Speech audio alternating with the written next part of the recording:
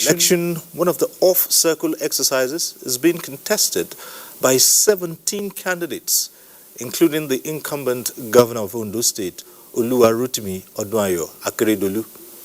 Out of the 17 contestants participating in the election in 18 local government areas, only one female candidate is vying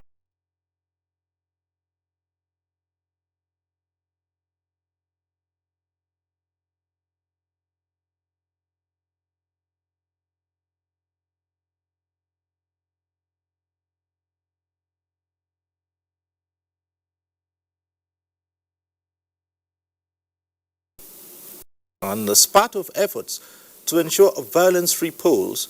The Inspector General of Police, Mohammed Adamu, deployed 33,783 police officers, as well as 3,500 from other security agencies. Similarly, vehicular movement has been restricted from 12 midnight this Friday to 6 p.m. tomorrow, Saturday. Already, INEC has distributed electoral materials to the various registration centers in the 18 local government areas, made up of 8 federal constituencies and 26 state assembly constituencies.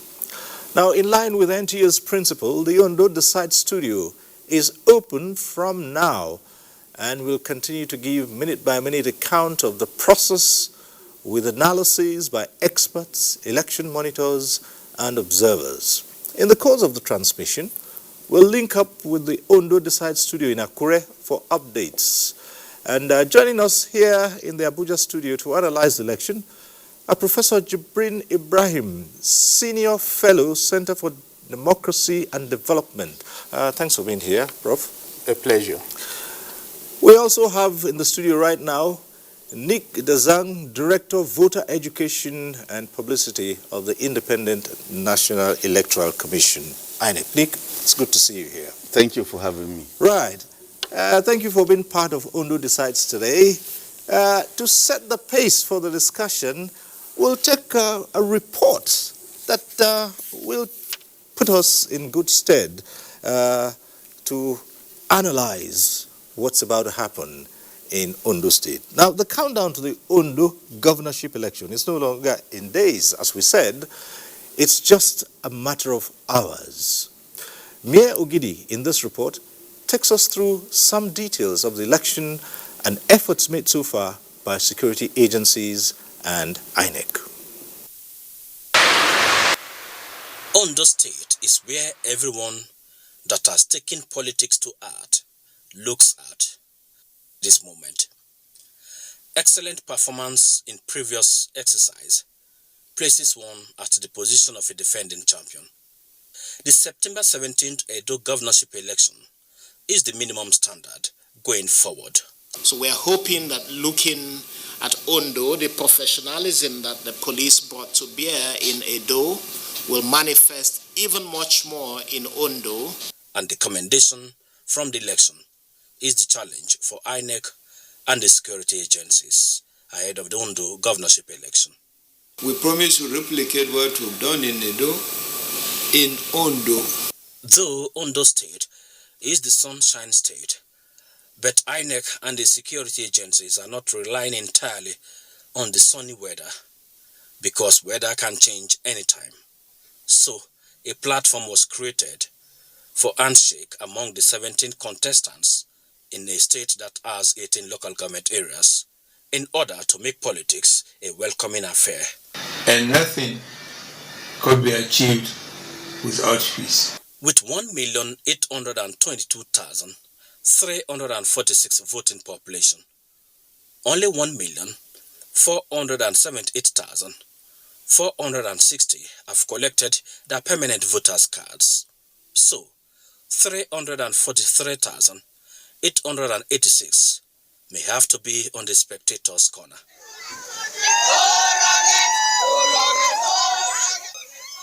And for those going to vote, police deploys 33,783 personnel and will be complemented by 3,500 manpower from other sister agencies, while the military is to provide guidance for the electoral materials and be in charge of interstate borders. Any person that violates any components of the criminal law shall be apprehended and be charged under the appropriate section of the law. More than 5,000 smart card readers were destroyed by fire last month in Ondo State, but all have been replaced, INEC confirmed. And the Z-Pad, that is INEC Result Viewing Portal, is now on, and as of 12 noon Thursday, 8th of October 2020, about 80,000 viewers have registered. Be rest assured, votes will count. Polling unit level results will be uploaded in real time as polling units close for public view, even before we finally collate and make a declaration of winner. However, this will not happen where the process is disrupted by either violence or malpractice. For the president, improving on the electoral process in the country is non-negotiable. I have followed events in Ondo State on the governorship election. My focus and attention have been to ensure that we maximize every given opportunity to raise the bar in our collective desire to entrench democracy. The governorship election in Edo State was a great outing, and Ondo State is expected to be greater, and that is the challenge before INEC and the security agencies. Mayor Ogidi, NTA News. Thank you, Mia. And just as that report was on, we were joined by another guest of ours. Let me welcome to this broadcast Felicia Onibon, who is Chief Executive Officer, 100 Women Lobby Group. Thanks for being with us. Thank you. Okay, right.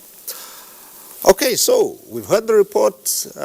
Everything is set to go, but we have here the INEC Director of Voter Education and Publicity, Nick Dazang. And naturally, we'll start with you and say, yes, tell us again how set you are for Ondo Decides. We are very, very ready. We are set. As at now, the 17,913 staff that we have trained are moving to the 203 wards across Ondo State. They will sleep in these wards, that is registration area centers, and at first light tomorrow, they will disperse again to the 3,009 polling units across Ondo State and open the polls at 8:30. And the voting will start at 8:30 and close at 2:30. But anyone who is at the polling unit before 2:30 will be allowed to vote. And we are going to conduct this election within the context of the COVID-19 pandemic. So we expect that each voter who comes to the polling unit will wear a face mask that does not have the symbol of any political party or candidate, and he will wash his hands with soap and water that is provided in all the polling units. He will join the queue and observe social and physical distancing. And as he approaches our officials at the polling unit to cast his vote, each time a voter casts his vote, the smart card reader will be disinfected. Now, the idea is to make sure that no one is infected and there is no spike in the COVID-19 pandemic in Ondo State. So we have taken all these measures, and before now, as a climax to the conduct of the elections tomorrow morning, we had engaged with stakeholders. We had a major stakeholders forum on Monday, and then on Tuesday, all the 17 candidates contesting, committed themselves to peaceful conduct during and after the conduct of the elections under the auspices of the National Peace Committee, led by General Abdusalam Abubakar and convened by Bishop Matthew Hassan Kuka. And they did that in the full glare of, I would say, the whole world, because it was televised live. And I think that this commitment will resonate particularly with their followers, who will take their cue from the commitment of these candidates that, there will be no violence and the election will take place in a peaceful atmosphere. So that is where we are at now. So I expect that the first two local governments that are riverine and on the coast, Ilaje and Edo, will be the first to be arrived by our officials.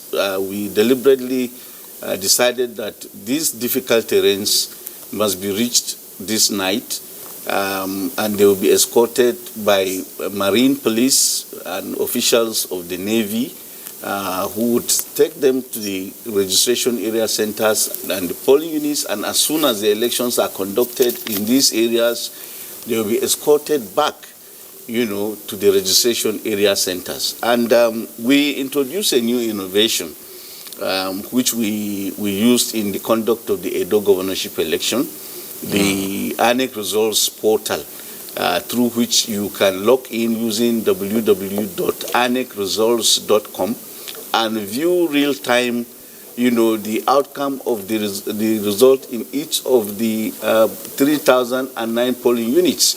As we speak, not less than 90,000 citizens have registered in order to access this particular portal. And if we were to go by what happened in Edo, what we did was we provided a bandwidth for this portal to accommodate 2 million people viewing simultaneously without any glitches and without clogging. So Nigerians are invited, including NTA, to log into this portal. And what is important about this portal is that it increases transparency in the process and confers on it integrity. And it also disabuses the minds of all stakeholders that, look, in this process, no aspect of the process can be manipulated, because you can view the result at the polling unit. And by the time you add all the results together, you arrive at the scores scored, the votes scored by each of the candidates. Okay, fine. So, well, it said that you're hoping to build on the success recorded in Edo. Yes. So we can safely say that Edo has set the benchmark for you at this point in time. What I can say is that from the outcome of the stakeholders forum and the meeting we had in which the candidates committed themselves to peaceful conduct, a consensus was forged by all stakeholders, in the process: INEC, security agencies, members of civil society, the media, women groups, youth groups, people living with disabilities, traditional rulers, that, look, in Edo we raised the bar, and that we must continue to raise the bar and deliver elections that are free, fair, and credible. Okay, thank you very much. Prof, let's come to you. Let's take it from that bit about raising the bar in Edo. Now we're going to Ondo, and INEC says, yes, it did well in Edo, and it's going to do better. Should Nigerians look at this now as a yardstick for assessing our conduct of elections? Well, actually our constitution demands that elections are conducted in a way that's free, fair, and credible. But as we know, we have not kept to that standard through all our elections, and there have been glitches in the past. But as Nick said, Edo was a positive turning point, for which I think all Nigerians are extremely happy.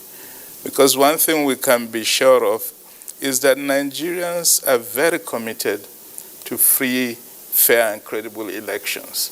They feel that constitutional mandate that they have to elect their leaders is important. And when they are able to exercise it fully, and the outcome derives from the choices Nigerian citizens make, they are always elated, happy, and contented.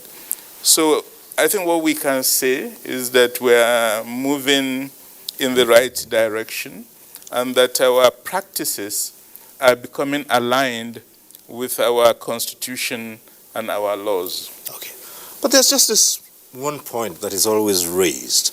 To a large extent, Edo was violence-free, if you accept that, to a large extent. But people point to the fact that, yes, you can say we're now going in the right direction on how to conduct elections, but they say we must not fail to realize that we are deploying massive numbers of security agencies. Ondo, for instance, 33,000 police officers. And with some extra 3,500 from other agencies, Edo witnessed the same thing. And Nigerians are saying, look, should elections be a matter of deploying, the entire arsenal of your security apparatus? And is that something to celebrate, really? Well, I think that's really one of the problems we have had. But do not forget that in some of the elections preceding Edo, there are considerable levels of violence. And the impact of violence is that often voters stay away from the polls. They feel that their mandate to choose is being confiscated by others who have no authority and no right to do so. So these extra measures are taken precisely because of a problematic history. Don't forget that in the last couple of weeks, there has been a lot of rumor circulating that certain politicians are deploying thugs to Ondo. We have no confirmation whether or not that is true, but the very fact that there are discussions around that means extra protective measures need to be taken. I would agree with you, Cyril, that at the end of the day, we need to be able to organize elections without massive deployment of security forces. And in any case, we do know during the general election, there isn't enough security forces to deploy 30,000 plus to every state in the country because we simply do not have enough. But one of the advantages of the off-cycle elections, such as Ondo, is that it's possible to draw security personnel from different states and deploy them for the period of the elections in the affected states. I do feel that the extra precaution, therefore, is useful. For one, it will assure voters that in spite of the rumors circulating, they should feel free to come out and vote, and therefore create the conditions for a better operational conduct of the elections. All right. Yes, Okay. if I may come in, I think for us, from our experience in the conduct of off-cycle elections, we have observed that there's a correlation, between this massive deployment and also the investment of confidence in voters to turn out to vote. Okay. And, whereas we would wish that there's no such massive deployment, but, we